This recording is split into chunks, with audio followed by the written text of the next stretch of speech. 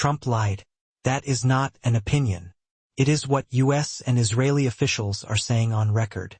After Israel struck South Pars, Iran's largest gas field, triggering Iran's retaliation on Qatar, Saudi Arabia, and the UAE, Trump told the world, "The United States knew nothing about this particular attack." False. An Israeli source told CNN the strike was coordinated with Washington.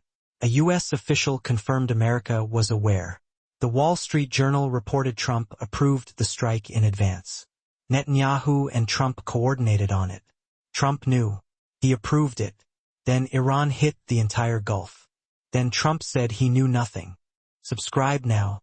Trump's own officials, U.S. and Israeli, are contradicting him on record. This is not anonymous sourcing. This is named senior officials saying the president lied about a decision that triggered a Gulf-wide energy war. Israel struck South Pars on March 18th. The target was Iran's largest natural gas processing complex at Asaluya on the southern coast. South Pars is not just an energy facility.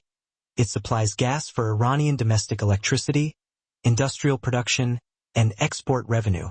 It is the economic backbone of the Iranian state. Israel and Iran had been trading strikes on military targets for 3 weeks. South Pars was different. Hitting it was economic warfare, designed to cripple Iran's energy production and revenue. Iran read it that way. Within 12 hours, Iran struck Qatar's Ras Laffan, Saudi Arabia's Samarf refinery, and energy facilities across the UAE and Kuwait. The chain that brought oil to $115 started at South Pars. After Iran's Gulf retaliation sent oil to $115 and triggered a Saudi military threat, Trump made a calculated public statement. The United States knew nothing about this particular attack.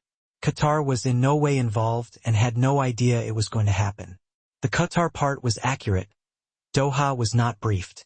But the U.S. claim was a deliberate untruth. Trump was trying to protect the relationship with Qatar, host of Al Udeid Air Base, the largest American military installation in the Middle East. He needed Qatar's goodwill. So he told the world Washington was blindsided. His own government immediately blew that story apart. CNN's reporting is direct. An Israeli source familiar with the South Pars strike told CNN, Israel carried out the attack in coordination with the United States. A separate U.S. official confirmed Washington was aware of the strike before it happened. The Wall Street Journal went further. Trump approved Israel's plan, was briefed in advance, and supported the strike as a message to Tehran. Multiple sources, multiple outlets, all saying the same thing. This is not a situation where intelligence was incomplete or communication broke down. Senior officials on both sides of the Atlantic are contradicting the president by name. Trump approved the strike that triggered the Gulf energy war. Then he lied about it. The deepest contradiction of this war emerged Thursday morning. Treasury Secretary Scott Bessent told Fox Business, "In the coming days, we may unsanction the Iranian oil that is on the water. Approximately 140 million barrels in Iranian tankers currently frozen by sanctions. The United States went to war with Iran in part to strangle its oil revenue. Now, 21 days in, with oil at $115, the same administration is considering freeing Iranian oil to prevent a domestic economic crisis. At the same time, Trump told Israel to halt strikes on Iranian energy sites, reversing the strategy that just triggered a Gulf-wide energy war. The war's strategic logic is collapsing. The people who designed it are now desperately reversing the decisions that blew it up.